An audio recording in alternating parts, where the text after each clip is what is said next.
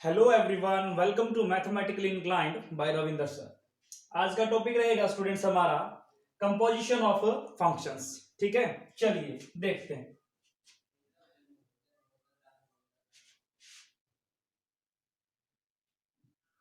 देखिए कंपोजिशन क्या है। एक फंक्शन के ऊपर दूसरा फंक्शन इंप्लीमेंट करना कंपोजिशन कहलाता है। देखिए करेंगे कैसे।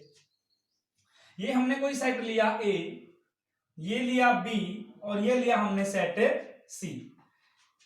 इसके अंदर मान लीजिए हमारे पास है x, हमने इसके ऊपर अप्लाई किया f। क्या मतलब है, x के ऊपर जब हम लोग f को अप्लाई करते हैं तो हम यहां पहुंच जाते हैं। तो x के ऊपर f अप्लाई करने पर बच्चों हमें मिला fx।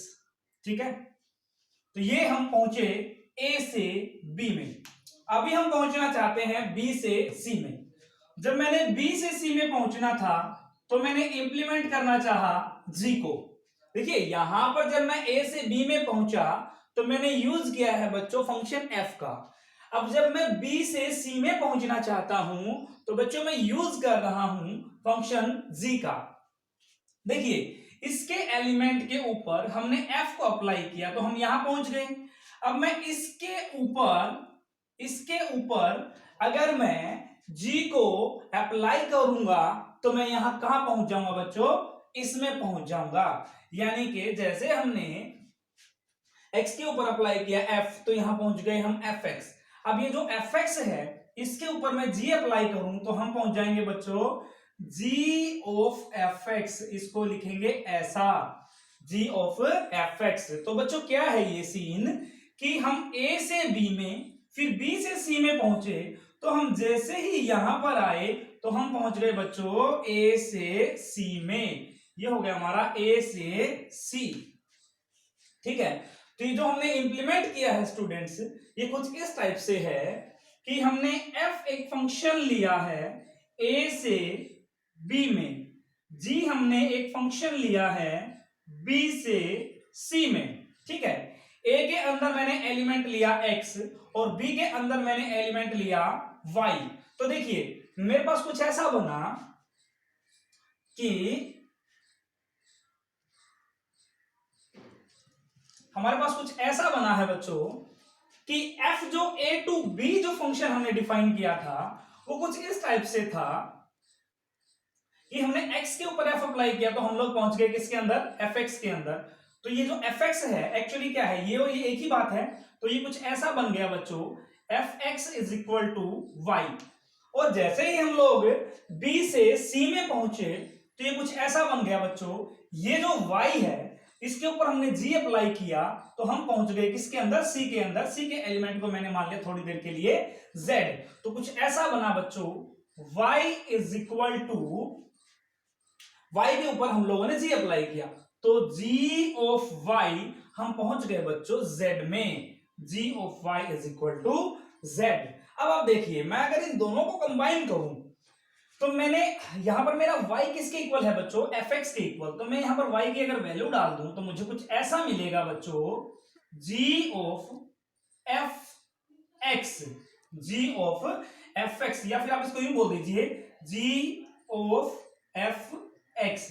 इसी को हम लोग चेंज करके ऐसा लिखते हैं g ऑफ fx। इसको बोला जाता है गोफ। इसका मतलब क्या है, आपने f के ऊपर बाद में g को अप्लाई किया है। आपने बाद में g को अप्लाई किया है किसके ऊपर, f के ऊपर। तो बच्चों देखिए अगर मैं इन दोनों को कंबाइन करा के लिखूं तो मुझे कुछ ऐसा मिलेगा g of fx is equal to z। इसका मतलब क्या है, f एक फंक्शन था a से b में, g एक फंक्शन था b से c में। तो बच्चों जो g ऑफ f है वो एक फंक्शन हो गया कहां से, a से c में। जो फंक्शन g ऑफ f है वो हो गया students a to c। a से कहां पहुंच गए हम लोग, c में। तो ये था हमारा कंपोजिशन। Take a screenshot.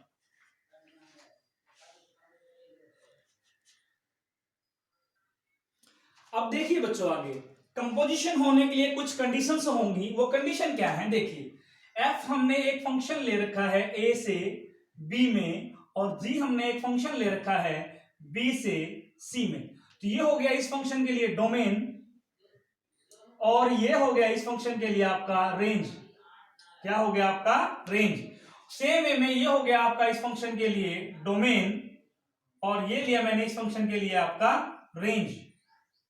तो देखिए हमने फंक्शन कुछ इस टाइप से अप्लाई किया है कि हमारा अंदर कौन है f, यानी कि पहले हमारा f अप्लाई हुआ है। तो f वाले का जो रेंज है, देखिए अंदर बाहर है हमारा g, इसका मतलब g तो बाद में इंप्लीमेंट हुआ है। अंदर है हमारा f, इसका मतलब f पहले इंप्लीमेंट हुआ है बच्चों। तो अंदर वाला फंक्शन यानी कि जो पहले इंप्लीमेंट हुआ है उस वाले का रेंज, यानी कि अगर मैं GOF की बात करूं बच्चों, तो रेंज ऑफ f, ये हम बात कर रहे हैं गोफ बनाने के लिए, यानी कि GO ऑफ f कब पॉसिबल होगा। तो range of f, range of function f must be A subset of domain of g, यानी कि जो फंक्शन आपने बाद में इंप्लीमेंट किया, देखिए यहां पर हम गोफ की बात कर रहे हैं, तो पहले f इंप्लीमेंट होगा, उसके बाद fx के ऊपर g इंप्लीमेंट होगा। तो हम बात कर रहे हैं कि गोफ पॉसिबल कब होगा, range of inside function, inside मतलब पहले जो आपने इंप्लीमेंट किया है, दैट इज और fx, range of f must be A subset of domain of g। ये इंपॉर्टेंट पॉइंट है स्टूडेंट्स। सो ये आपको बहुत अच्छे से क्लियर होना चाहिए। अगर मैं इसी में बात करूं बच्चों गोफ की बजाय फोग की, किसकी बात करूं बच्चों मैं, f ऑफ gx की, तो इसको हम ऐसा लिखेंगे ना, f of gx, f of gx। देखिए इसमें चीज थोड़ी सी बदलेगी, कैसे, अंदर फंक्शन कौन है g, तो पहले g इंप्लीमेंट हुआ, जो रिजल्ट आया हमारे पास उस पर कौन इंप्लीमेंट हुआ, f इंप्लीमेंट हुआ है। अगर इसके अकॉर्डिंग हम देखें तो अब हमारे पास क्या होगा बच्चों, g वाले का, यानी कि range of g, range of g must be A subset of domain of f, f के डोमेन, f के डोमेन जो है सुपरसेट होना चाहिए g के रेंज के लिए, या फिर यूं कह दीजिए बच्चों g का जो रेंज है वो सबसेट होना चाहिए f के डोमेन के लिए। तो इन जनरल हम ये बात बोल सकते हैं बच्चों, in general GOFX is not equal to f of gx, g of is not equal to fog, g of fx is not equal to f of gx in general। ठीक है बच्चों, ये था हमारा कंपोजिशन ऑफ फंक्शन। ये जो major चीज हैं ये आपको याद रखनी है समझने के लिए कि कंपोजिशन के लिए जरूरी चीजें हैं ये दोनों। आप चाहे फोग निकालिए चाहे आप गोफ निकालिए। होप कि आपको ये